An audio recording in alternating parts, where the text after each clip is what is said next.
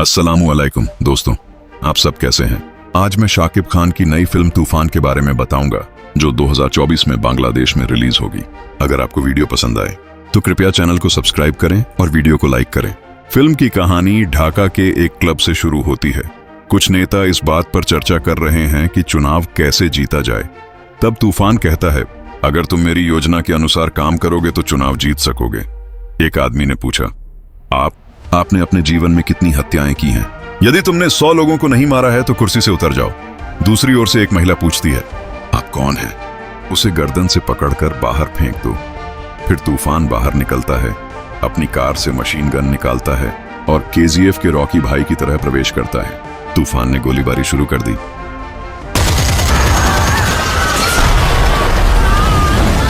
उन्होंने वहां सभी को मार डाला।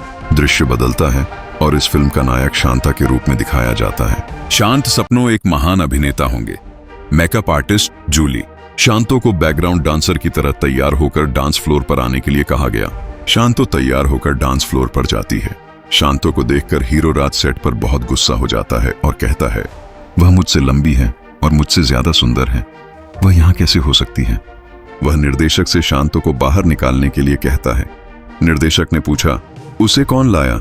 जूली उसे अपना नाम न बताने का इशारा करती है। निर्देशक ने उन्हें सेट से बाहर निकाल दिया। बाद में जूली शांतो से कहती है, बहुत बहुत धन्यवाद मेरा नाम न बताने के लिए। तब जूली कहती है, मैं तुम्हें छोटी छोटी भूमिकाएं निभाने का मौका दे सकती हूँ। अगले दिन शांतो ने छोटी छोटी भूमिकाएं निभाई, कभी योद्धा की तो कभी लाश की। अगले दिन कुछ स्थानीय लोगों ने राज के साथ बहस शुरू कर दी। जब जूली उसे रोकने की कोशिश करती है तो आतंकवादी जूली को पकड़ लेते हैं और जीतना चाहते हैं। फिर शांतो उन्हें अपनी इच्छानुसार पीटता है। बाद में आतंकवादियों ने उसे देख लिया और भाग गए। अगली रात शांतो क्षेत्र में एक बहन को पेट में दर्द होने लगा। जब वह अस्पताल जाता है तो डॉक्टर कहता है कि उसे B नेगेटिव रक्त की आवश्यकता है। फिर शांतो मस्जिद के माइक्रोफोन पर कहता है कि हमें तत्काल B नेगेटिव रक्त की आवश्यकता है। इसके बाद क्षेत्र के कई लोग रक्तदान के लिए आगे आए।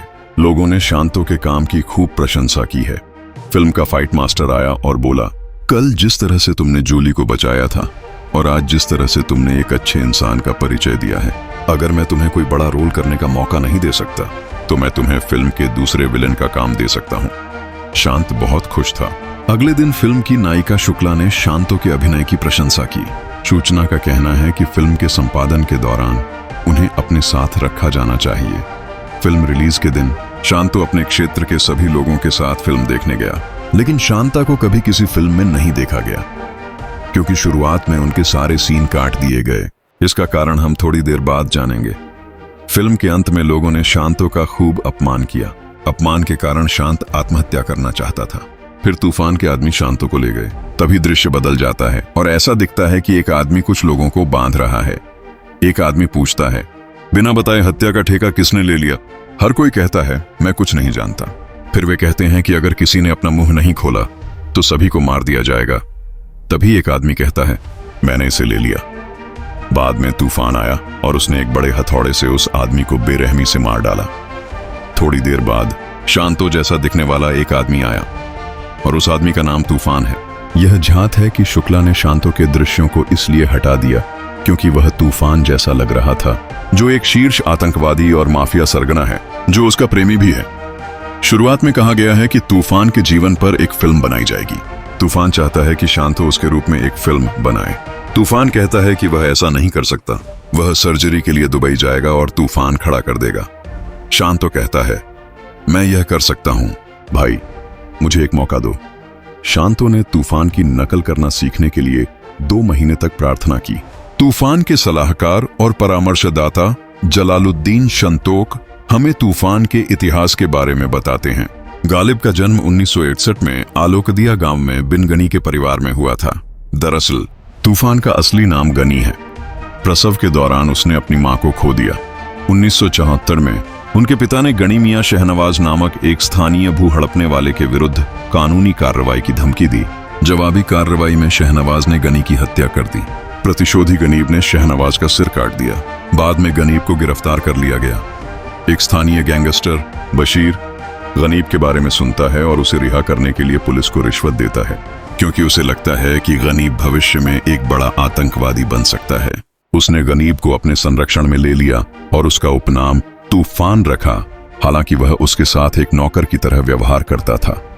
दिन बीतते गए और तूफान और भी बड़ा आतंक बन गया। कुछ वर्षों बाद तूफान एक दोस्ताना कुश्ती मैच के दौरान बशीर को मार देता है और उसके गिरोह पर नियंत्रण कर लेता है। इसके बाद उसने अपना आपराधिक साम्राज्य राजधानी ढाका तक फैलाने की योजना बनाई। वहीं प्रतिद्वंद्वी गैंगस्टर तलत की भी ऐसी ही महत्वाकांक्षाएं हैं। तूफान तलत से दोस्ती करता है और उसका दाहिना हाथ होने का नाटक करता है, लेकिन पहली मुलाकात के दौरान ही उसे मिठाई में जहर देकर मार देता है। तलत का दोस्त जमशेद मिठाई नहीं खाता। तूफान पूछता है, तुम मिठाई क्यों नहीं खाते? जमशेद कहते हैं, मुझे मधुमेह है। तूफान कहता है, कब से? जमशेद कहता है, चूंकि तुम मिठाई लाए हो। तूफान कहता है, तुम बहुत अच्छे जोकर हो, मैं तुम्हें बहुत पसंद करता हूं, आज से तुम मेरे मित्र हो। अगले दिन जमशेद कहता है कि एक तलत चला गया है और दूसरा तलत आएगा। यदि आप मैदान पर स्कोर करते हैं तो आपको अंक नहीं मिलते। तब तूफान कहता है, आप किस मैदान पर स्कोर करेंगे? जमशेद कहते हैं, यदि आप राजधानी ढाका में किसी राजनीतिक पार्टी के साथ काम करते हैं तो आप पूरे देश पर शासन कर सकते हैं। 1990 में ढाका के एक 5 सितारा होटल में तूफान के दाहिने हाथ जमशेद ने आगामी चुनावों से पहले एक सामाजिक समारोह में विपक्षी नेताओं के साथ एक बैठक आयोजित की थी। हालांकि उन्होंने उसका अपमान किया और उसे गांव का गुंडा बताकर खारिज कर दिया। क्रोधित होकर तूफान ने मशीन गन से उन सभी को मार डाला।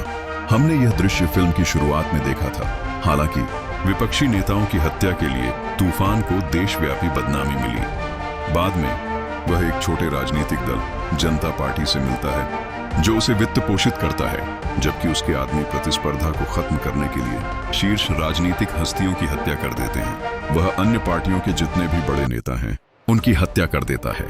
जनता पार्टी ने सबसे अधिक सीटें जीतकर चुनाव जीता। जब जनता पार्टी के सदस्यों ने शपथ ली तो तूफान ने भी उनके साथ शपथ ली। इस तूफान का देश के व्यापार और औद्योगिक क्षेत्र पर प्रभाव पड़ा। वह बड़े व्यापारियों से 50% हिस्सेदारी लेता है। कोई भी पुलिस वाला तूफान को देखकर अपनी गाड़ी नहीं रोकता। 5 साल बाद जनता पार्टी के सदस्यों का कहना है कि तूफान बहुत आगे बढ़ गया है और अगर हम उसे नहीं रोक सके तो हम अगला चुनाव हार जाएंगे। गृह मंत्री अरिफिन ने अपने शीर्ष नेता से कहा, तूफान बहुत दूर जा रहा है। उनके नेता के रूप में मुझे इतनी छोटी सी बात पर परेशान मत करो। एक क्लब पार्टी में तूफान मुख्य नर्तकी सूचना की ओर आकर्षित हो जाता है। जब एक आदमी उसके साथ नृत्य करने की कोशिश करता है तो तूफान उसे गोली मार देता है। पीड़ित सोहन चौधरी 1990 के दशक में एक उभरता हुआ सितारा था, जिसके कारण मीडिया में सनसनी फैल गई थी।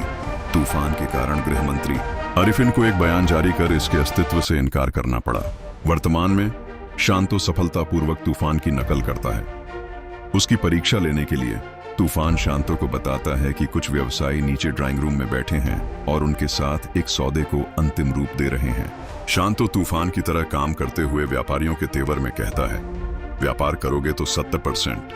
तूफान शांतो को अंतिम परीक्षण के लिए अपने शयन कक्ष में भेजता है ताकि देख सके कि क्या वह अंतर बता सकता है, लेकिन वह अंतर पहचानने में असफल रहता है। इस बीच राष्ट्रपति गृह मंत्री आरिफिन को तूफान को खत्म करने का अधिकार देते हैं। आरिफिन सहायक आयुक्त अकरम और उनकी टीम को तूफान को खोजने का काम सौंपता है।